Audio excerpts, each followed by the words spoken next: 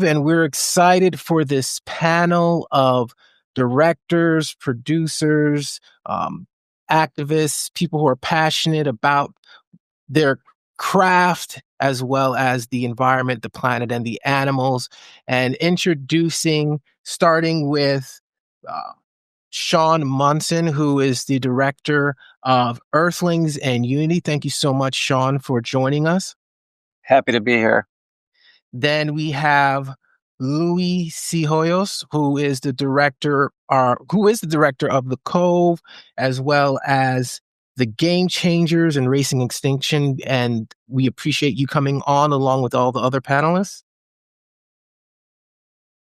And then we have Mark Pierschel, who is director of The End of Meat and Live and Let Live. Thank you so much for coming on. Thanks for having me. And then finally, we have Keegan Kuhn, who is the co-director of What the Health, as well as Cowspiracy. And thank you so much for also your support in securing some of the panelists on this lineup. Thanks so much for having me on. So I want to get started with each of you telling us a little bit about how you got into production. How did you get into creating films? That's something I really want to know from each one of you. So we'll go ahead and get started with Shaun, only because I really like that name. How do you spell yours, by the way? I spell it. I usually say the right way, but it's Sean. Okay. Well, I always wanted to be a filmmaker ever since I was quite young. I remember seeing, I think it was Cecil B. DeMille's The Ten Commandments when I was probably 4, and the parting of the Red Sea, and it was all very epic in scale, and it was very if you look at it now, it's almost a bit operatic, because the people are watching and they're going, it's just really very dramatic. And I remember growing up, and I wasn't so much interested in actors, but I was interested in who put these films together, and I learned about who a director was, and so I, from a young age, I was interested in directors, and that was kind of the beginning. Okay. And what about you, Keegan? I was a longtime activist, and I was a musician. I was using music to talk about animal liberation issues and human liberation issues. I felt like I was only reaching so many people. And I thought about what are the things that have influenced me hugely in my life for activism. And one of those things was film. I mean, it's an honor, honestly, to be on this panel with Shaun, because I saw Earthlings and I'd been vegan for at least 10 years. But that film had such a profound impact on me as an activist that I thought, that's something I want to pursue. I want to be involved in world-changing, life-changing films. And that's why I dedicated myself to filmmaking. Okay. And Louie just joined us back. Can you hear me now, Louie? I can hear you fine now. Thanks. All right, perfect. And the question that everyone's answering is, how did you get into filmmaking? Boy, I mean, I wish I would have started a long time ago. I was a photographer for 35 years or so before this. But basically, I met this guy, Jim Clark, the founder of Netscape, Silicon Graphics, and WebMD, and we were traveling the oceans together. I was teaching him how to take photographs. We were doing underwater photography, and we were, I guess those origin stories. We were coming up from a dive in the Galapagos. We saw a longline fisherman in a marine sanctuary, and he said to me, somebody should do something about this. And I said, how about you and I? And he said, what do you mean? I said, well, we'll use your money and my eye. We'll make films. And that's how we got into it, really. But it was and the first film we did was The Cove. And, Awesome. And Mark, what about yourself? I don't have a background in film school or making films. I studied sociology, and it was just out of DIY that I thought, there's no documentary about the issues I wanted to make, and then I started making fun. Okay.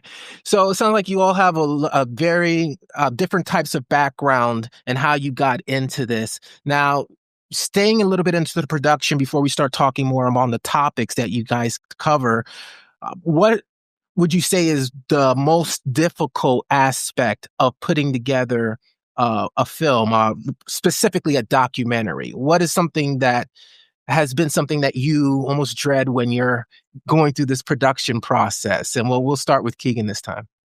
The thing that I dread is the organization that's involved. To do a film efficiently and as quickly as possible, you need to be really well organized, and that's not something that I'm particularly strong at. Trying to get interviews with hard to reach people, that is the thing I dread most. And what about you, Mark? Well, financing, depending on the budget you need, it's always difficult, especially if it's a difficult subject and it's hard to find funders. You want to do crowdfunding. That's a whole another load of work you're putting onto yourself. So, getting funding. So mainly the funding and using the crowdfunding. What about yourself, Louie? Oh, yeah, I agree. The funding is probably the hardest part. And it's also, when I look back, it's really meeting some of the people that do end up putting up the money. It's like they're really interesting people because they're, generally people that want to change the world. And so you have that in common. And so those people are always interesting. So, there's a lot of, noise to signal in terms of, getting the money, but, you're always connected to interesting people. Whenever you're trying to do this kind of work, I think you're gonna run across interesting people. So that's the silver lining in the dark side of it. But just keeping everything on track. Like we test our films several times throughout the process to be sure that they're working, and it's always a disappointment. When you get back the first notes of the first rounds, it's like, oh. I was at a DJA meeting and Martin Scorsese says you always want to keep the sharp knives away, when you do the rough cut and test it, because you always think you're going to do something like, the Lawrence of Arabia, and it comes back and it looks like shit. It's just the way it is. And if that's part of the process, but you're aiming towards a goal, you can get there. But the idea is not to get too despondent. That is part of the process. Okay. And Shaun? I agree with all of them. It's quite funny, I guess, as a filmmaker, because it's really sort of this act of prophecy where you're telling people at the beginning it's going to look like this, you're going to feel like this when you watch it, you're going to be excited, you're going to be sad. I mean, we're really visually sort of not lying, but we're telling them how they're going to feel possibly years from now. And so there's a bit of a song and dance. And I think each new film is almost like another, it's like you're starting all over. I mean, it's good if you have a couple under your belt, but it's like if you've done one thing and you're attempting maybe something else, you almost have to convince them that you could also tackle something quite different. So that's kind of colorful. That's kind of interesting. But I'll say this, I'll say probably the most tricky thing for me lately, just personal, is I've been second guessing what I think might have maximum impact. Second guessing things I've been developing or researching and might be very interesting to me, but will it reach a large number of people quickly, or will it be a slow build? And I found myself preoccupied with that quite a bit with various ideas that I'm nurturing. So kind of dipping into the reality that we're facing right now. Obviously, life has changed for every single person across the planet. And one of the big things that kind of goes along the line through all of your films is you're talking about big topics, topics that impact all of our lives, whether or not we see eye to eye on what you're talking about, it's still talking about these large subject matters. How has your personal viewpoint impacted the films that you've created?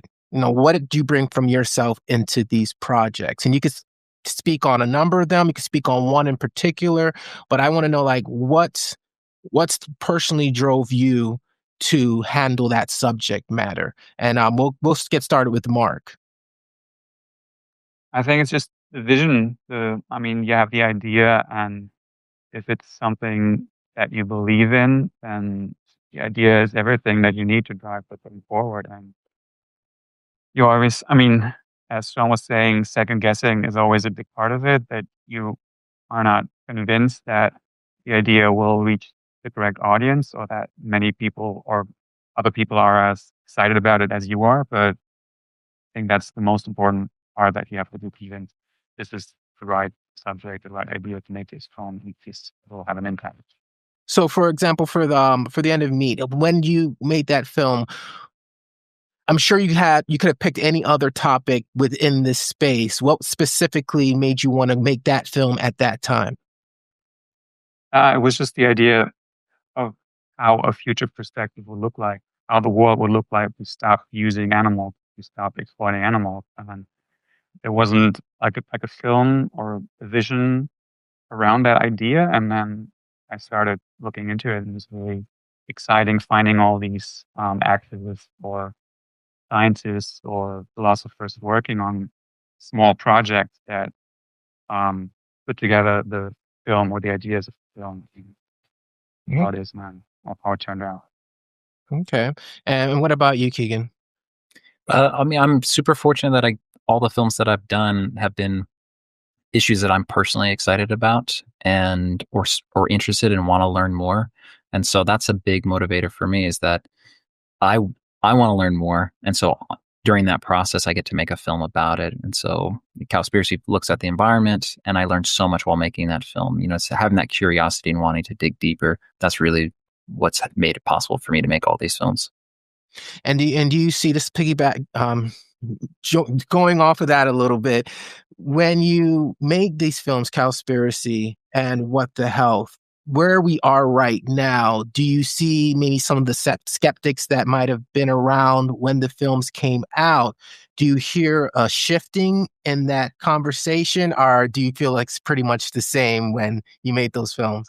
You know, it's definitely, there's a shifting in the whole consciousness around how we look at food and the impacts of food on the animals, the planet, and our own health. So it's definitely, we're moving forward, I think, in leaps and bounds as far as a global society on being open to this information that all of these filmmakers are doing. Okay. And Shaun, same question for you. Well, just going off that last point, you know, there really may be only 4 criteria that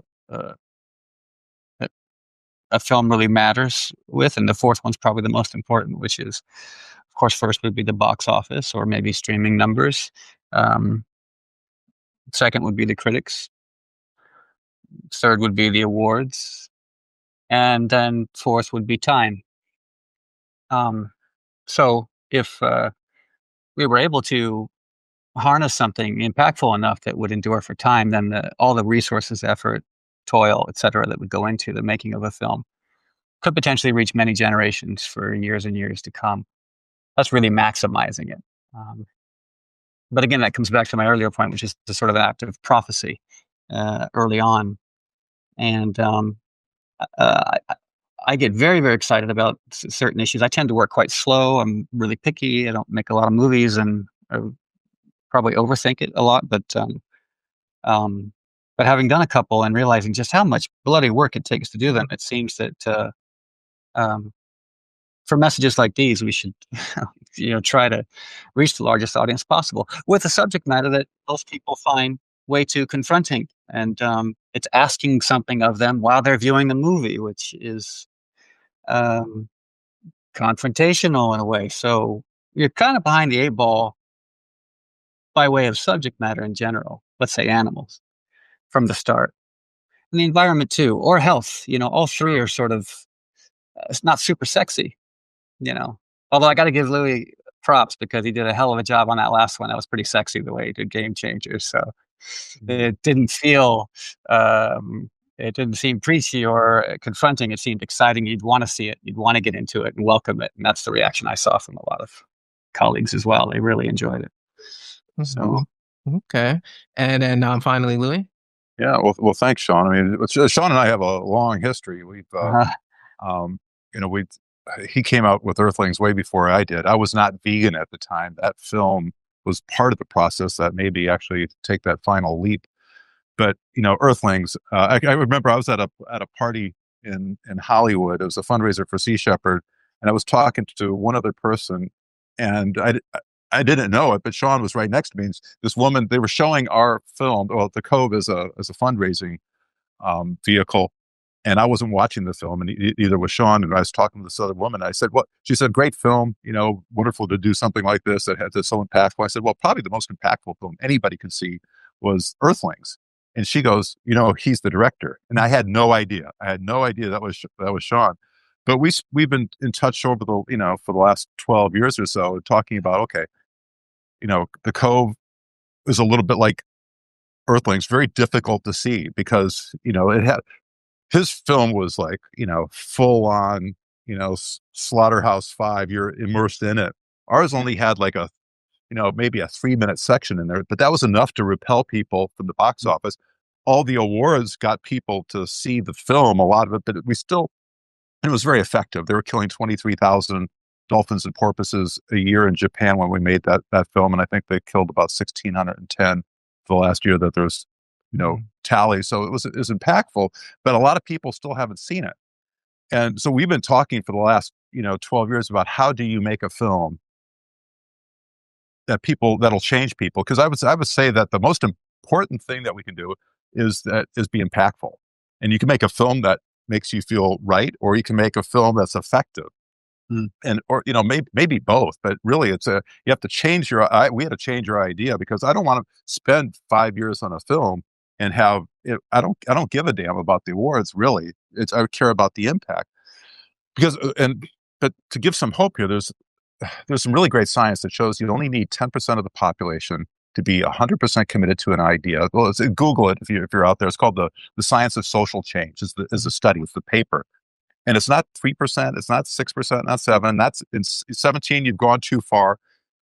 But they ran the algorithms with the suffragette movement, the civil rights movement, and Arab Spring, and it's 10% of the population, 100%. And that's almost like the boiling point. That once you've depending on who you're talking to, we're somewhere, people that identify as vegetarian is now, I think, up to 7%, something like that. Those people are really flexitarians. But I think once we get to that, that other 3%, that next 3%, then we'll start to see that those numbers take off, because that's all I care about is the social change. And I've seen this happen with other movements I've been on. If you look at, the electric car movement, 10, 12 years ago, I had 3 electric cars completely powered by solar energy. People thought we were nuts.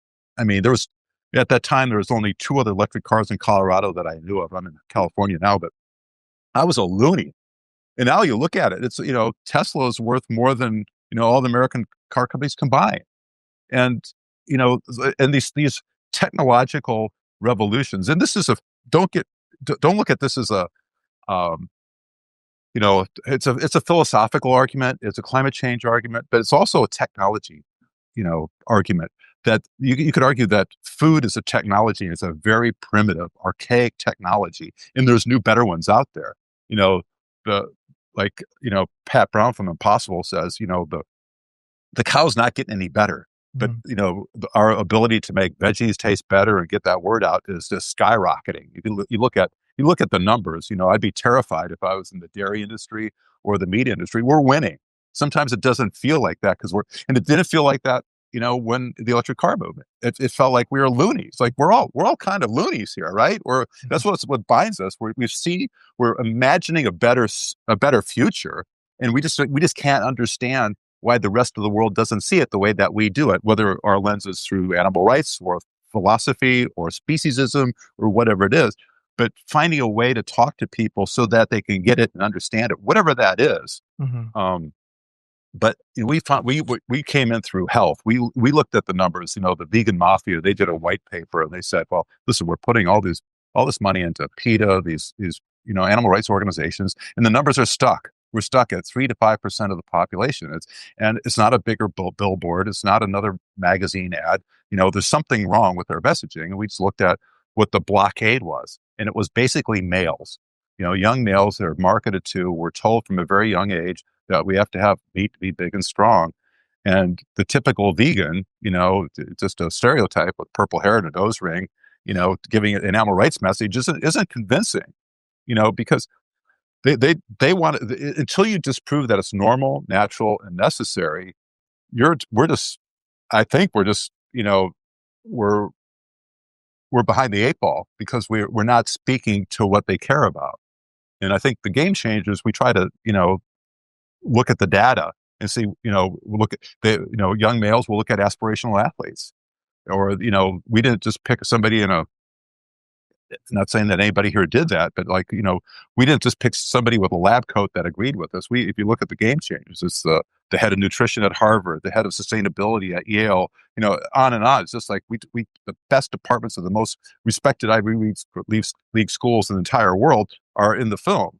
And so it feels like, well, there is overwhelming evidence, but we didn't we went to the top, of everything we did. So we thought, okay, let's not have to cover this again.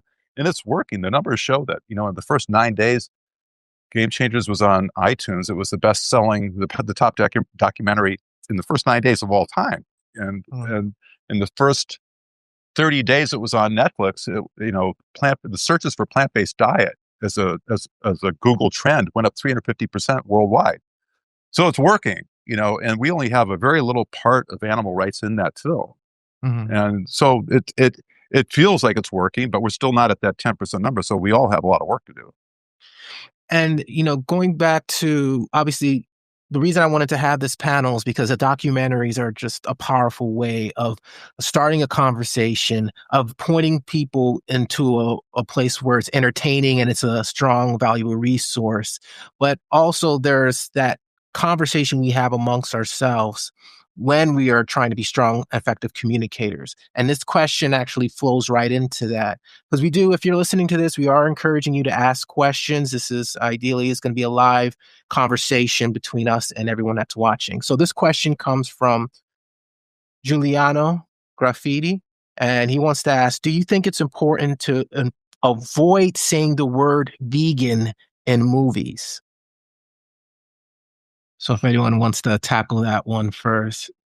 We went back and forth on this. We tested it, and vegan is one of those words that's it's a 4-letter word. It used to be, but I think it's now becoming part of it's fashionable. It's becoming trendy. It's still it's loaded, but it's really difficult in the film to say to somebody, use the word plant-based instead of vegan. You know what I mean? Because if you have somebody on camera, you can't architect what they're going to say so much. You can maybe Frankenstein it later, but you try to avoid that. But I think vegan's just going to be, it's going to be normal. It's going to be like cars are going to be electric, food's going to be vegan, and we're at that stage where it's loaded. But I don't know. I from the time we made Game Changers to now, I mean, at the beginning of it, I'd say plant-based. Oh my God, don't use that word. Now it's like, of course, vegan. So it just comes out of my mouth easily. And I'm not afraid of it like I was, because we're part of the vanguard. We're not part of the niche crazies. Mm-hmm.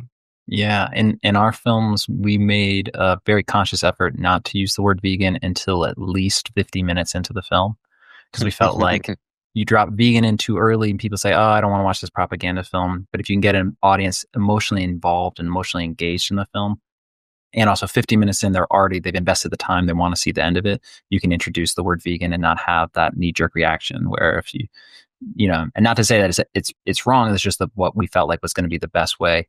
And then as Louie said too, we did a lot of test screenings with our films.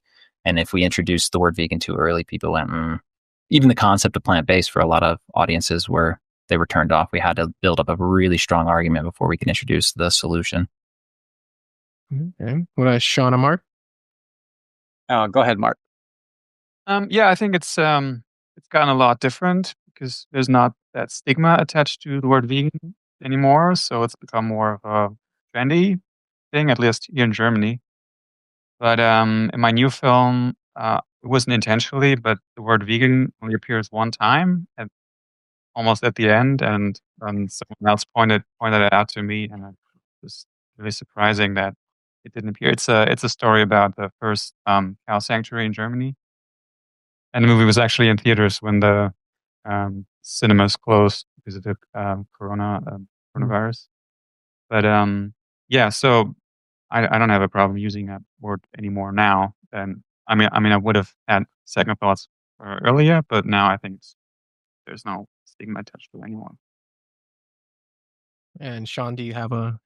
I agree with my fellow panelists. Yeah, it is funny as filmmakers, we sort of do a little tap dance where we're trying to things we'd like to say, or sometimes we're working with not one hand but two hands tied behind our back, and sometimes that's where the great creativity could come, and other times it might seem inhibiting.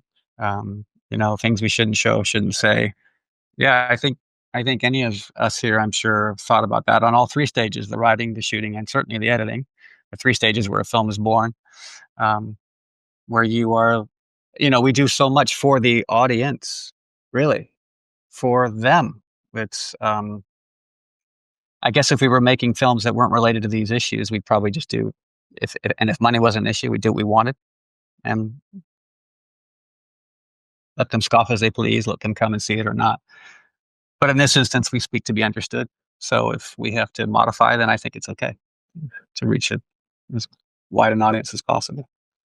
So as I mentioned earlier in the conversation, all of your films, if you put them together, they cover a wide range of topics, especially from the environment, the animals, health, your connection, how we all relate with each other in terms of being of this earth.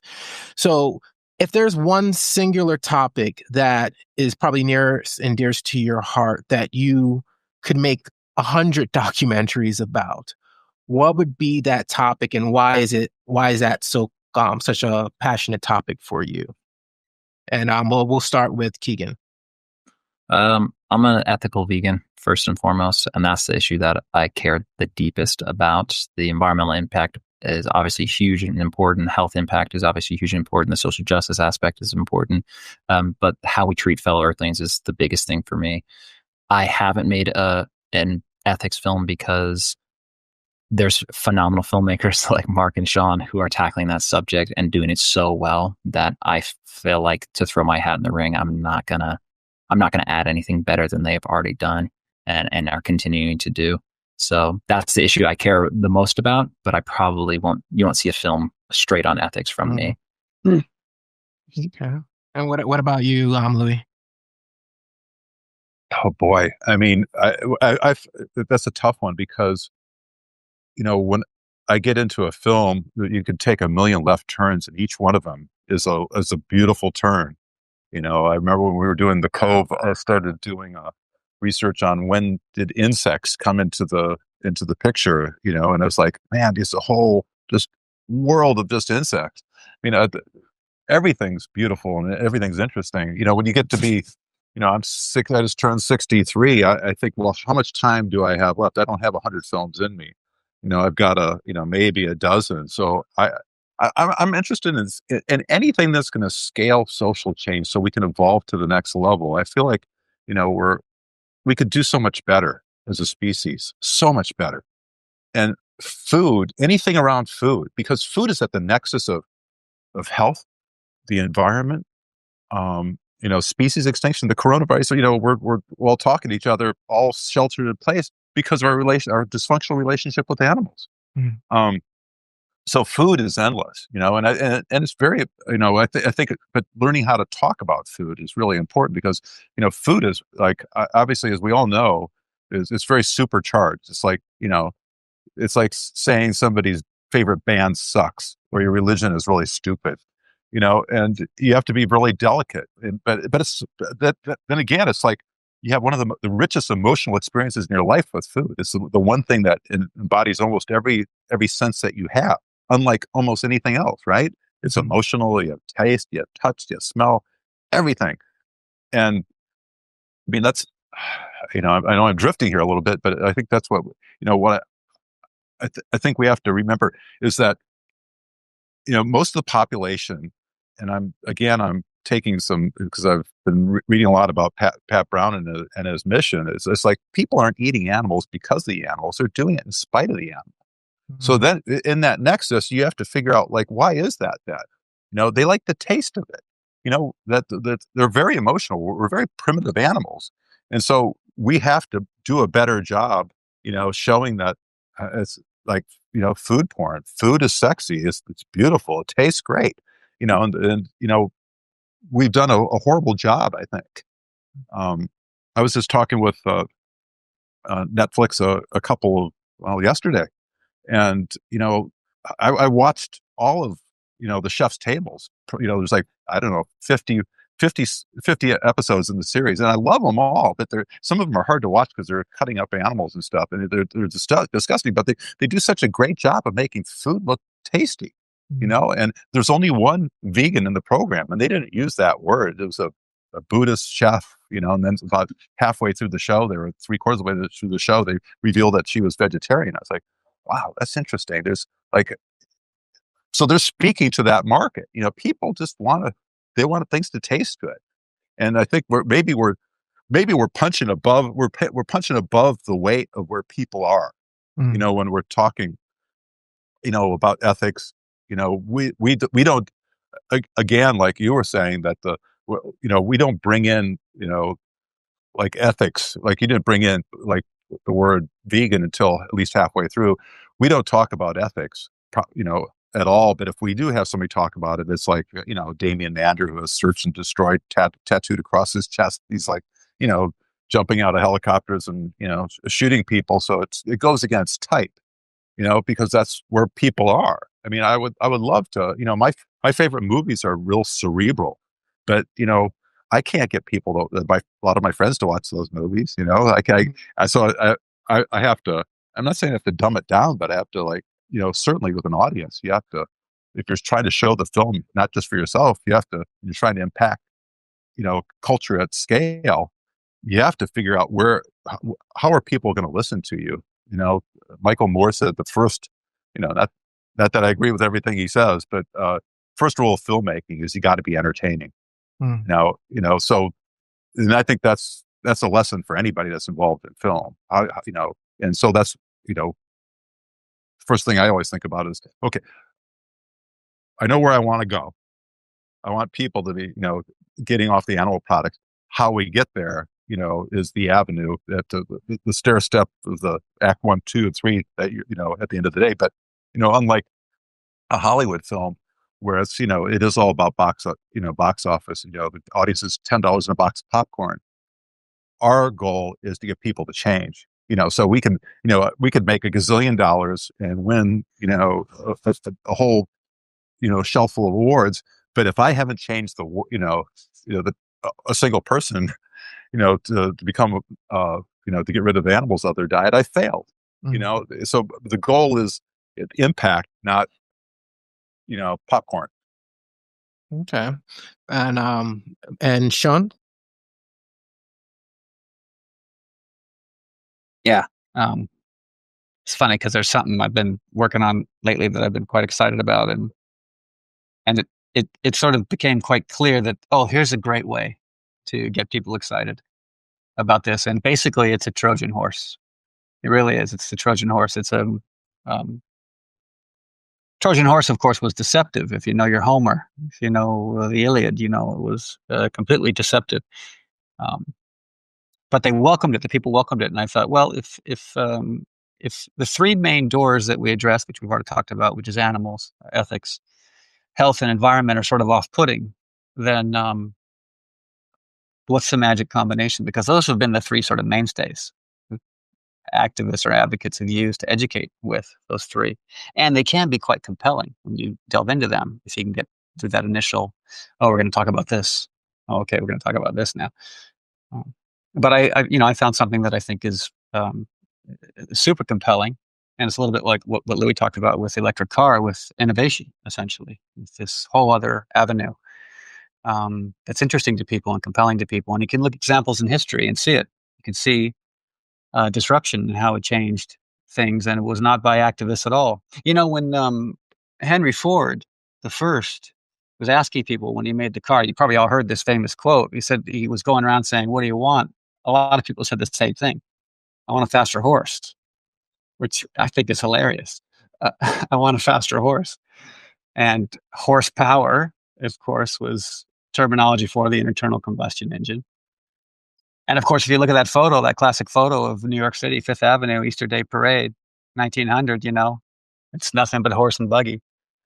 It's a classic photo. You can just look it up. And there is one automobile in there. And about 12 years later, Easter Day Parade, Fifth Avenue, New York City, it's all automobiles. And where's the horse? a form of disruption that changed things for the better. And we've seen it repeatedly over the years, from the printing press to the television, to the internet, to solar, to electric, and food innovation, food as software, which we have been doing for a long time. Alcohol is a perfect example of manipulating grains and hops to create something else. Even oils, to squeeze an olive and take out all the water and the fiber and create an oil. Or even a dairy product, cheese, or yogurt or ice cream, to change the components of something. We've been doing it for a long time, so it's not really as earth-shattering as the public might think. For some reason, with meat, it seems like fake meat. We're getting over that now. Last year's IPO with Beyond Meat, I think, really helped show people, okay, hang on, this is interesting, which I was there to film, which was kind of cool. It's not fake meat. Like Louie said earlier, it's food. It's just better food. I mean, I have an iPhone 11. I have the most recent iPhone. It's not a fake Nokia. Yeah, it's a better phone. And if I want a flip phone, I guess I can go back and get the Nokia, and I could push the little buttons. It'll call people, it'll text, communicate, do what it says it does. It's obsolete. We don't use it anymore. And when cost parity is reached with plant-based foods, and they realize, hang on a second, there's 3.3% protein in a glass of milk. 3.3% protein. We're going to grow this cow. We're going to impregnate this cow. We're going to grow this cow. We're going to take the baby away. We're going to spend years to extrapolate 3%. You're telling me you can do 3% with a plant or a nut or a seed in 3 days or 4 days? Yeah. Well, even the animal people will say, forget it. It's too expensive. It's pain, and they're going to change, and they're going to push that change too. Now, I wish we could say we did it for ethical reasons. I wish we said we could do it for health reasons or for the environment. But if that's the door we went through, then I'll welcome it, because the animals will benefit, people will benefit, the environment will benefit. And what about you, Mark? I'd have to say ethics as well is the one thing that inspires me the most, and what inspired me to do The End of Meat was reading Zoopolis, a book by Will Kimlicka and Sue Donaldson, and it's basically talking about how the world would change, or how the world would look like if we really respected the rights of not just domesticated animals, but also wild animals. So respecting wild spaces and the animals' territories. And I found that so inspiring that I made the film, and I think that's what's the most important thing, is to find stories that inspire people, especially if you ask yourself, who are you making these films for? And it's not just the people we want to convert, but also the activists or the people that are already involved in the movement, because they, I think, need to be inspired, and showing them what's possible. Because, when you're doing activism, when you're doing films and you know the reality, then it can be quite devastating if you know the numbers. But you give them stories that inspire them and that show them that a future without animal exploitation is possible and how it could look like. And I think that can inspire change, and also help them inspire other people to say, hey, look, this is what we can achieve if we stop exploiting animals. So I think there's plenty of ideas for future films to be made, with just the idea of future concepts of society and human-animal relationship, how they could look like. And since we're speaking to you right now, Mark, someone did have a question for you regarding the film that you mentioned earlier. So I'm going to bring it up from Dee Dee Dillingham. So what are the plans, Mark, for rolling out the film about the first cow sanctuary in Germany once the virus is behind us? And that's from Dee Dee Dillingham. It's actually this film, the poster is behind me. It's called Butenland, and it was released on February 6th in theatrical in Germany, and it was in its 6th week when the theaters closed.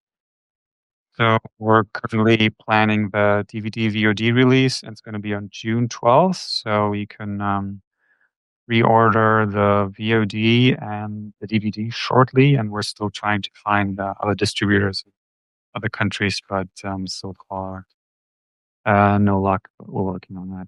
But yeah, you can go to blackrabbitimages.org and you can sign up for the newsletter, and we'll hear about when it's out.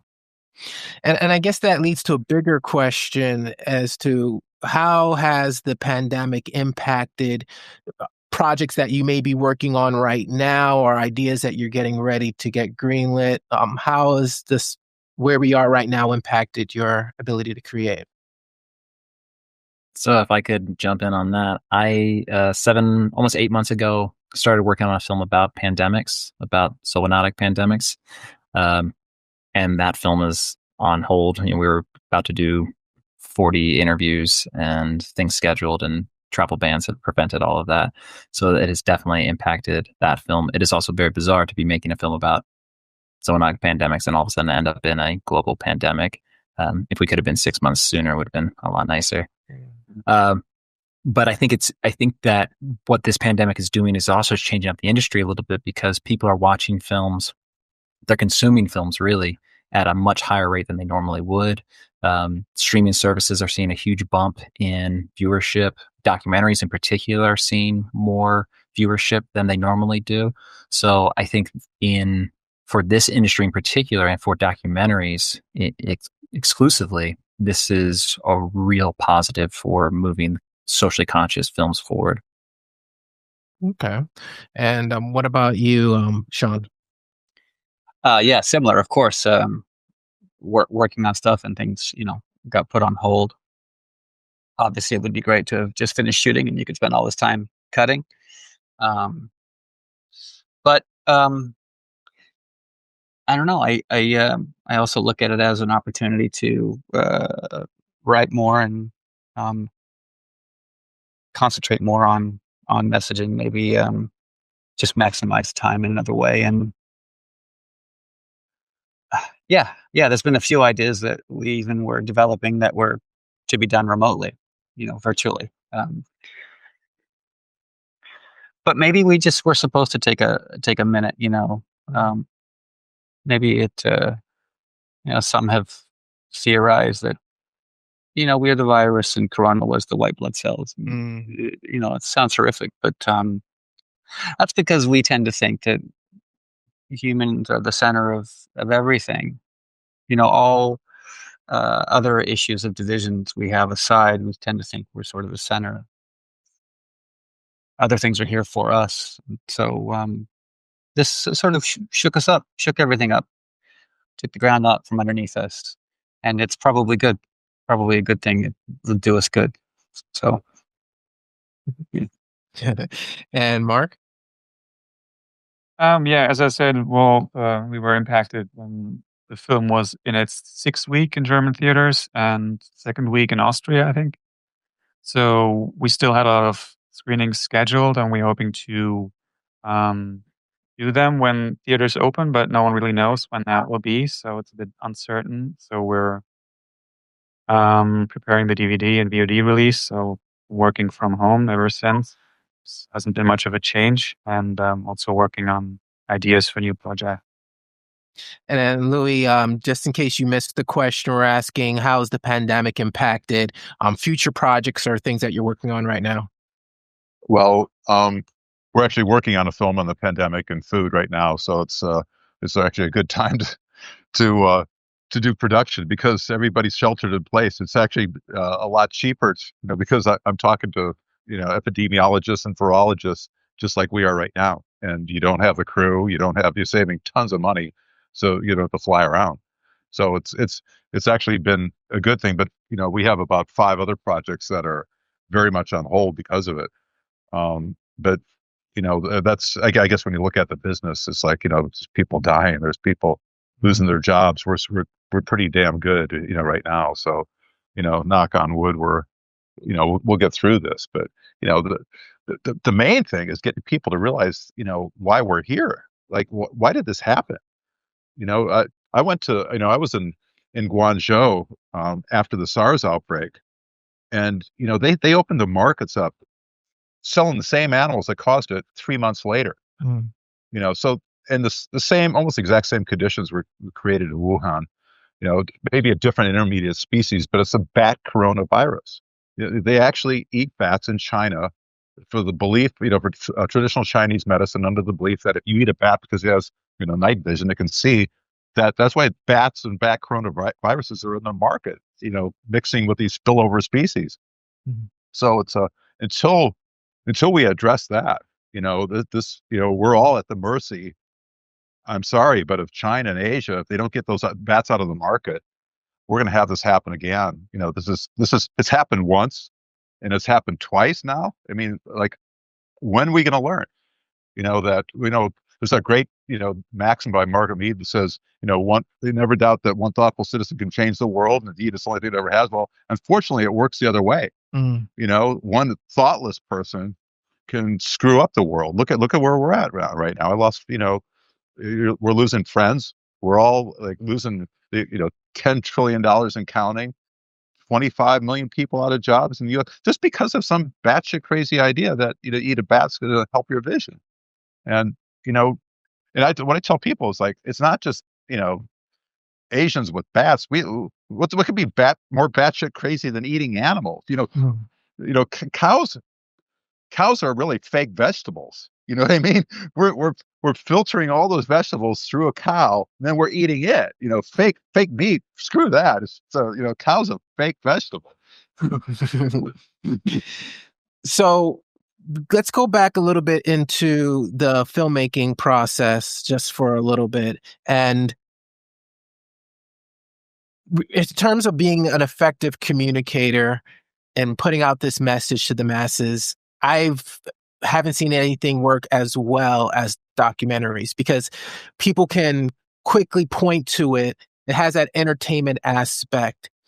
What would you say to someone who is interested in creating content? It may not necessarily be a full feature-length film or documentary, but maybe just getting started. What advice would you have for them, like just to get their foot in the door? And we can go with Keegan, because it sounds like you want to say something. Yeah, I think the biggest thing is knowing your audience. Knowing speaking to your audience directly. And if your audience is a vegan community, then cool, you should know that audience. But always think about who is this content intended for, and what's going to be their perspective on this, and stepping outside of your bubble. I think that's probably the biggest thing on making films effective is doing it, always keeping your audience in mind. And Shaun? Well, what's interesting too, it came up to a question you asked earlier about, maybe subjects we're inspired in. Because a filmmaker does have to have a lot of passion for something. You got to because it's going to take you a long time, to do it. It's a certain period of time. And so to keep that energy level up high. In fact, it was one of Keegan's films. Forgive me, Keegan, if I got the title right. Running for Good, which he sent me a copy of before it came out, and I had a chance to watch it. It was just marvelous. I thought it was a wonderful film about this British runner, right? This woman, older woman. It's this incredible story. And I knew nothing about this person, who she was. I knew Keegan. And he followed her one ginormous race after another, right? These insanely, what are they, Keegan? They're bigger than marathons or something? Or they're just daily marathons? Ultra marathons, multi-day stage races, right. 150 miles. Yeah, or in the Sahara. I don't even know how your equipment held up through some of those locations. And only a filmmaker with a passion about a certain story. Only he could have told that. Because I wouldn't have done it, and I don't know if anybody else here would have done it, but Keegan did it, and I'm grateful he did. That's the beautiful thing about even a new filmmaker. You said your question, what would you say to somebody? That person might have something that only they could tell, only they could impart to the rest of the world. And today, I sat once at the feet of the great Ridley Scott. He was right in front of me. I was in the front row, and he said, "You have no excuse. You have no excuse today."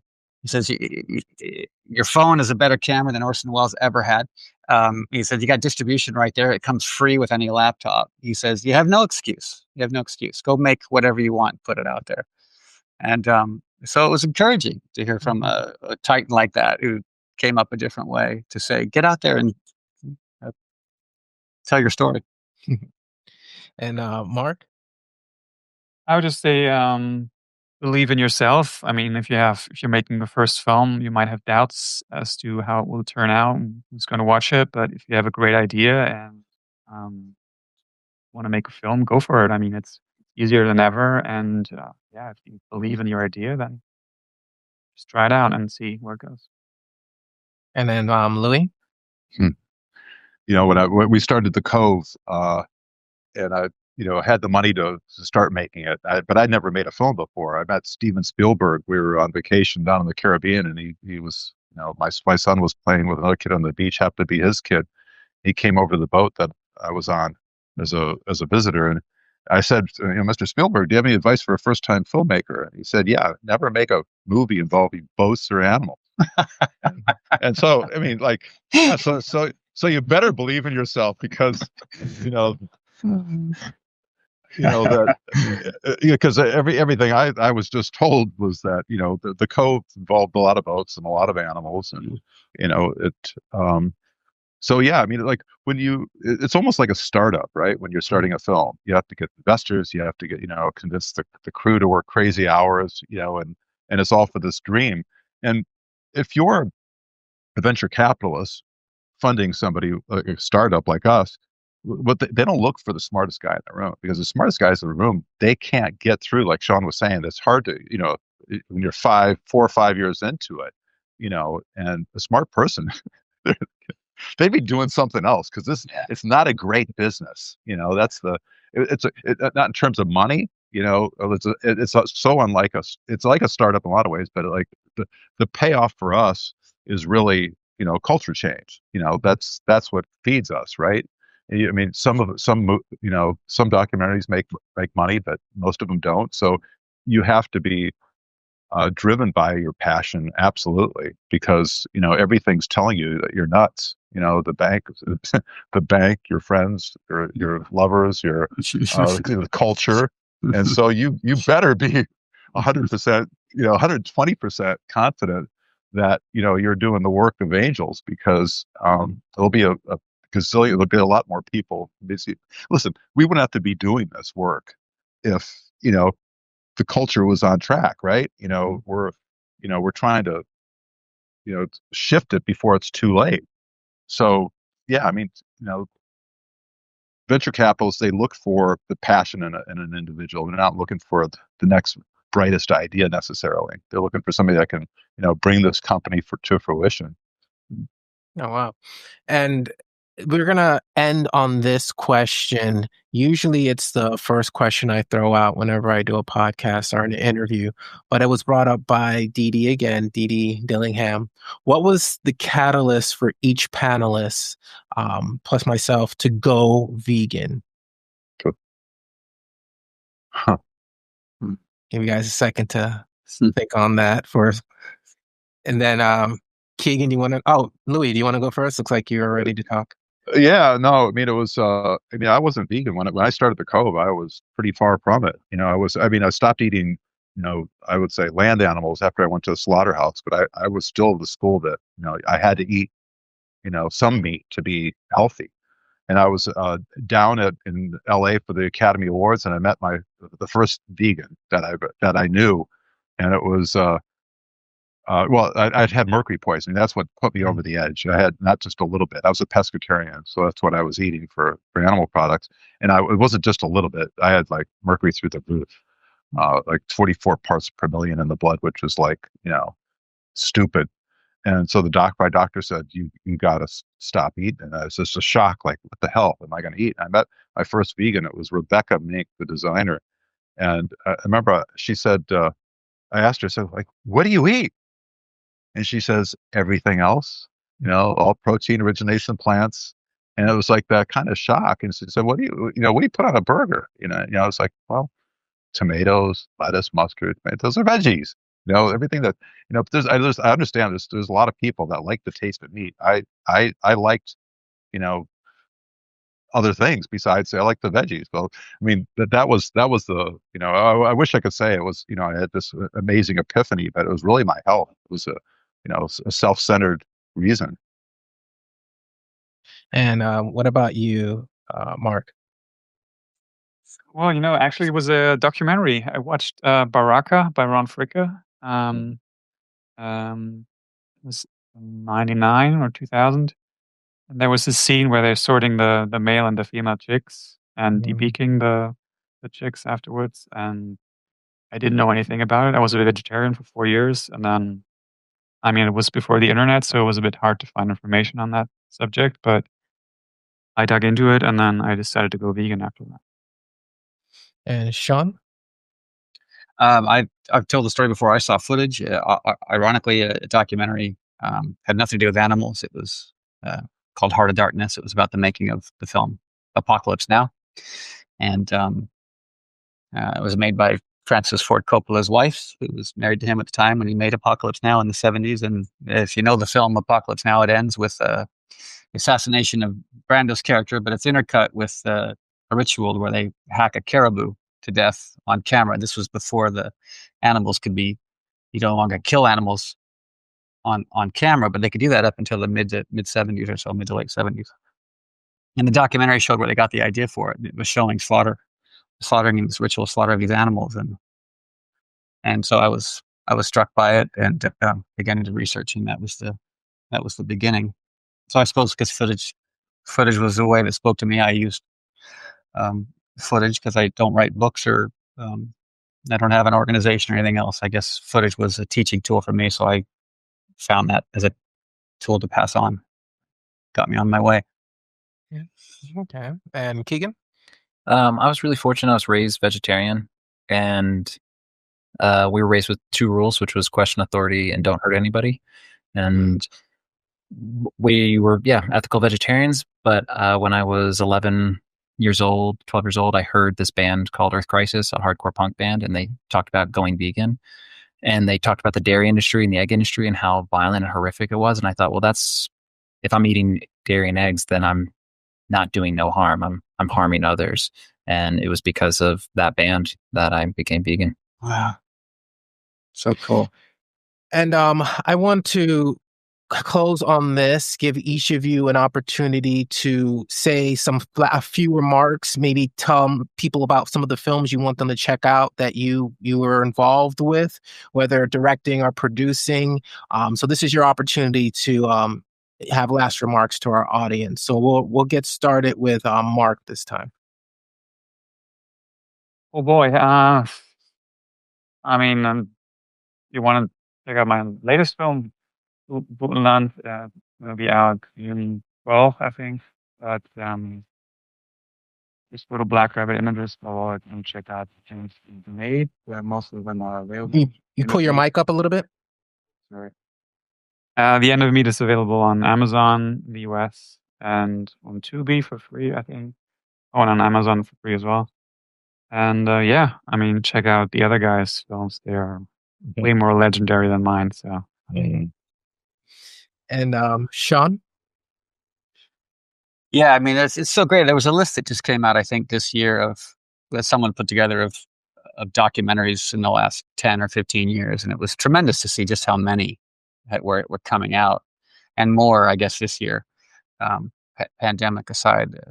So it's very encouraging to see more filmmakers getting out there and conveying this message in different ways. So I look forward to seeing as many as I can and supporting those filmmakers, just like I like to support vegan vendors or vegan restaurants, that are opening up and try to share what we can about other people and help shine a light, because you never know what little avenue someone else might pick up on something or hear something like Keegan, hearing that band. It's actually funny you mentioned that, because I remember buying a Moby CD in the 90s, which is about the same time I saw that documentary. And Moby's first CD is called Everything Is Wrong. And I literally bought the CD. And if you open it, the liner notes are full of statistics. It's like a handwritten, they printed it, but it looked like he filled every white square corner of those liner notes with statistics about factory farming. And I remember reading it and thinking, so you see, you never know what, we're planting these little seeds. You never know where something might take root. So it's kind of beautiful. We're all gardeners, casting seeds, and we don't know what fruits might come of it. So I think it's beautiful that all this stuff keeps coming out. I'm so grateful for it. And Louie? Yeah, well, I mean, we've only done 3 films: the Cove, Racing Extinction, and The Game Changers. And I think you can see Game Changers on Netflix. But we're working on a half a dozen other films, so I'm more excited by the stuff that's coming up than what we've done. But if anybody wants to look at, talk to me if they have, somehow you survived the economic crash, come and talk to us, because we need financing. All these films, we're changing the world. So we just need help. So come talk to me. Louie at opsociety.org. And then finally, Keegan? Yeah, I mean, I want everybody to watch all of these incredible filmmakers' films. Each one of them are masters at their craft. I've got 3 films I'm working on right now. One of them's on food justice, called Hungry for Justice, and I'm co-directing with my friend John Lewis, aka Badass Vegan. And then another film, we started 7-8 months ago on pandemics, and that should be out this year. And a whole bunch more, but firstsparkmedia.net would be a good place to check it out. But yeah, there's so many incredible films, so many incredible filmmakers, and yeah, as everybody said, supporting each other is really important. And I want to thank you all for coming on, taking time out of your day to talk to each other as well as our audience about films, topics that matter to all of us. So thank you all so much for coming on. I appreciate it. Hope to see you guys in person one day at one of your premieres for your future documentaries. But until then, stay safe and have a great day. Thank you, Shaun. Appreciate it. See ya. Same.